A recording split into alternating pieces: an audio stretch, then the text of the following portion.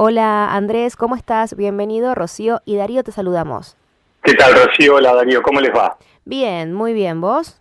Bien, bien, muy bien, muy bien. Atento a ese título que tiraste, porque bueno, en realidad vos sabés que cuando Biden llegó a la presidencia dijo América está de vuelta, y él apuntaba y hablaba de los gobiernos totalitarios y de las democracias, ¿no? Y lo ha repetido a lo largo de su mandato, también durante la guerra en Ucrania, por ejemplo, ahora cuando estuvo en Polonia, después de visitar Kiev. Pero antes de que la guerra en Ucrania comenzara, la visión de Estados Unidos estaba puesta en China, ¿no? Y de la posibilidad de un enfrentamiento en China o contra China. De hecho, hay un ex primer ministro australiano que en plena pandemia dijo: la pandemia nos va a dejar un mundo más inseguro, más inestable y más peligroso. Y por eso nos tenemos que preparar, y en ese anuncio, creo que era el 2020, aumentaba el presupuesto de las Fuerzas Armadas australianas.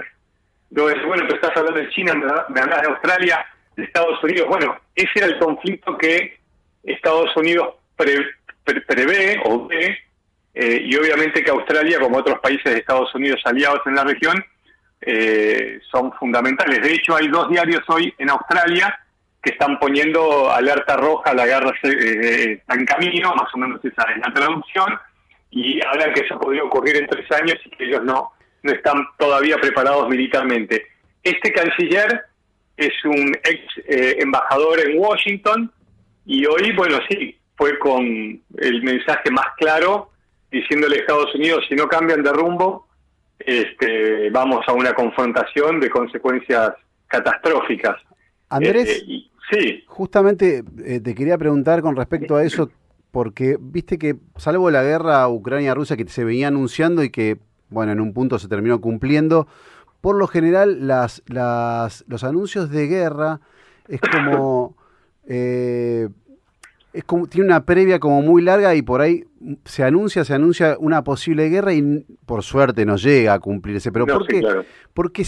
¿Qué pasos tienen que tramitarse para que desde el anuncio o desde una declaración se termine cumpliendo esto de que se inicie una guerra? ¿Cuántos pasos hay en el medio o cuántos trámites hay en el medio que pasan?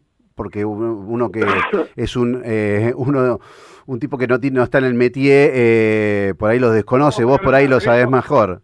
No, pero bueno, mirá, fíjate que eso no está muy claro, porque Estados Unidos estaba mirando a China y le estalló la guerra en Europa. Claro. Y eso que Putin venía advirtiendo sobre el avance de la OTAN y lo que él consideraba sus líneas rojas, ¿no? Entonces Ucrania para él era una línea roja, y establecer gobiernos aliados de Occidente para él era una línea roja que no se debía cruzar. De hecho, hay discursos de Putin, yo digo que creo que está mal, digo, hay luces, hay advertencias. En el caso de China están todas las banderas, como la de Corea del Norte, como la de Irán. Hay un montón de situaciones donde hace muchos años ves situaciones de tensión. Sí. Así que, bueno, depende del conflicto y depende cómo las ves, ¿no? A veces son más públicas. La de hoy ha sido muy pública, muy clara y muy precisa. Incluso le dijeron, este canciller le dijo a Estados Unidos: esa línea roja es Taiwán, la isla de Taiwán. Claro. Esto que está pasando hoy tiene que ver también con lo que pasó la semana pasada, si no me equivoco, lo de los globos que aparecían en Estados Es todo Unidos. parte de una misma telenovela. Sí. Lo que pasa es que, yo digo, estamos en una era del mundo donde lo que se globaliza es la confrontación en vez de buscar el diálogo para la crisis, ¿no? Sí. Ha habido momentos donde Europa creció, sumó aliados, la Unión Europea se expandió, Rusia era un socio, ¿no? Bueno, lamentablemente dicen que el hombre es el único animal que repite más de una oportunidad el mismo error. Claro. Antes de la guerra, Putin decía: bueno, porque mis socios europeos, y yo decía: bueno, ¿cuánto durará eso? Bueno, hoy Europa está vista por Putin como enemigos. Claro, enemigos. Porque obviamente le están dando todas las armas a Ucrania para que se defienda, y eso hoy ya casi que está firmado como una guerra mundial. Entonces, el conflicto de Ucrania, del que les estoy hablando, tiene que ver con las cosas que puedan pasar en el mundo, porque cuando se globaliza y se ven las soluciones a los conflictos por un mismo camino que es la vía militar, todo empieza a resolverse así. Entonces, cuando esto empezó, yo hace un año decía, bueno, esta es una guerra en Europa, como otros conflictos pueden espejar hacia otras partes del mundo. Entonces, si Europa o Estados Unidos, porque esta es una guerra, la de Ucrania es una guerra entre Rusia y Estados Unidos, con Europa en el medio, y pagándola en carne los ucranianos. Claro. Pero digo, si Estados Unidos no logra frenar a Putin en Ucrania, seguramente Putin seguirá avanzando, pero ese es otro mensaje que va por elevación a otras crisis que Estados Unidos tiene.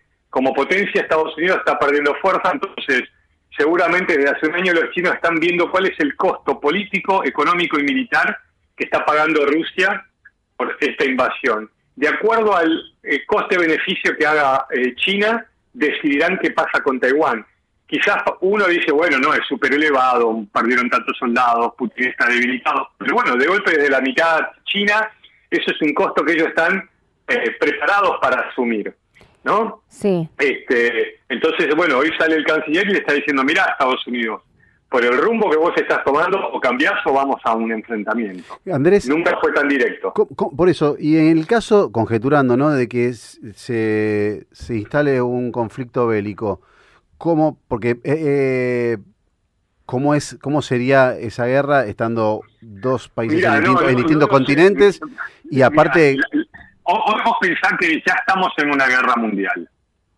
Si vos ves el mapa, ves que toda Europa... recién estaba viendo una imagen, porque a veces las imágenes son sutiles, pero estaba viendo una imagen de la presidenta de la Unión Europea con Trudeau en Canadá haciendo un anuncio pequeño de su contribución a Ucrania, pero no era importante lo que decían, sino lo que se veía detrás de ellos. Y detrás de ellos había toda una apuesta de equipos militares. Entonces, esa es en la que estamos viviendo hoy. Hoy el mundo está en una guerra mundial. Por supuesto que es diferente a las anteriores, claro. No se puede comparar. El otro día estaba leyendo un poco la historia de Stalingrado en la Segunda Guerra Mundial. Solo en una batalla murieron 2 millones de personas. No se puede comparar.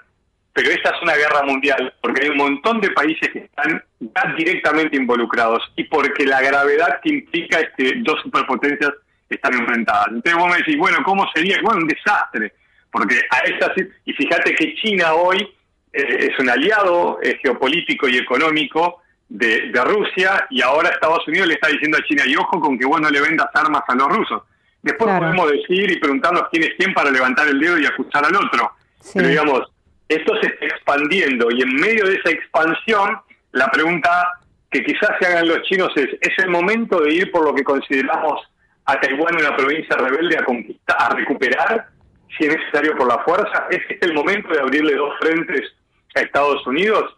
¿Podrá Estados Unidos llevar adelante y ayudar a Taiwán? Entonces, bueno, hoy hay un nuevo canciller que salió con los botines de punta, y tenés medios australianos también hablando y recordando que ellos son cabecera de playa. Hay ahora escenarios conjuntos militares con un montón de países en Asia, ¿no? Sí. Filipinas, Tailandia, Japón, Corea del Sur. Bueno, el canciller chino dijo que no debía darse una nueva guerra fría y que tampoco en Asia tenía por qué darse una crisis como la de Ucrania. Claro. Bueno, está diciendo, sí. Vamos a ese rumbo.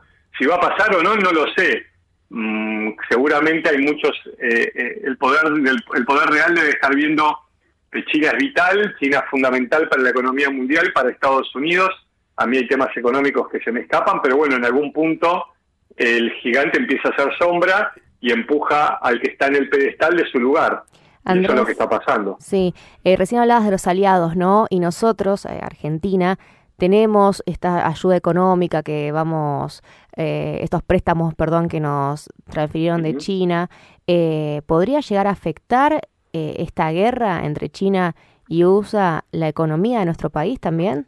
Mira, primero hay que ver si eso se da, ¿no? Eso es algo que se está proyectando por parte de China y estamos hablando como una posibilidad. Sí. La realidad es que todo país tiene que hacer la mayor cantidad de negocios posibles con quien fuera.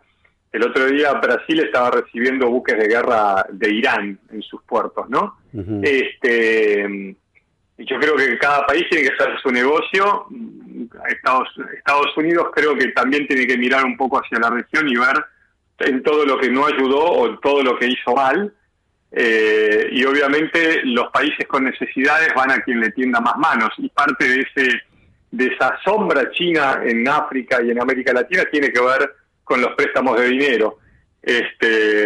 Mira, no lo sé, pero claramente el mundo está en una gran grieta y depende de dónde te pares, serán las consecuencias. Cuando el presidente argentino fue a Rusia y le dijo que estaban las puertas abiertas para hacer la puerta abierta de Rusia en la región, a poco que ya se supiera que iba a comenzar una guerra, bueno,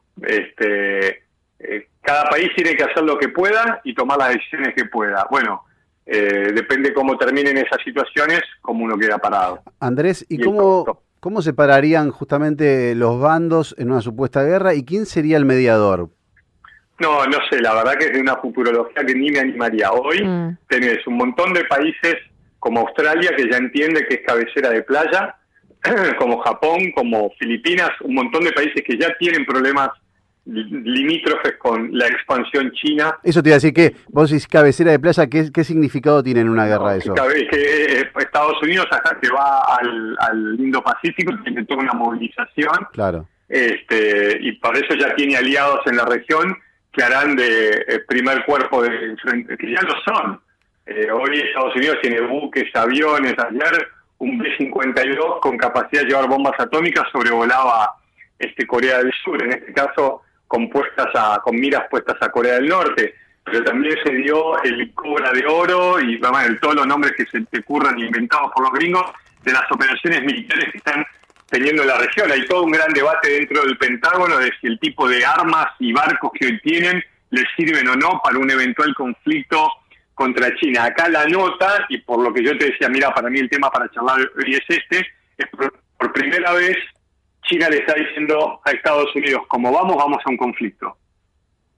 Es muy fuerte, claro. Que no es bueno, Estados Unidos se lo dice a todo el mundo también, ¿no? Pero claro, es la primera vez que China lo dice, cuando sí China ha dicho en más de una oportunidad que si es necesario va a recuperar Taiwán por la fuerza, pero ahora le está diciendo a Estados Unidos, si vos seguís con esta idea, vamos a un conflicto, vamos a un enfrentamiento y las consecuencias van a ser catastróficas. Todavía, de hecho, no escuché ni leí una respuesta de la Casa Blanca o del Pentágono. Bueno, ojalá que no siga avanzando, la verdad, porque una guerra siempre es una noticia triste y por más que como está diciendo, ¿no? Ya estamos en una guerra cuando todavía se meten más cosas, ¿no? Como muertes más masivas o bombas, es muy triste. Ya estamos viviendo eso en este momento con Rusia y Ucrania. Te agradecemos muchísimo, Andrés, por tu tiempo. No, por favor, a ustedes por el interés y por el llamado. Abrazo grande. Que estés muy bien. Chau, hasta luego. Así pasaba Andrés Repetto, que nos contaba un poco la situación actual entre China y Estados Unidos.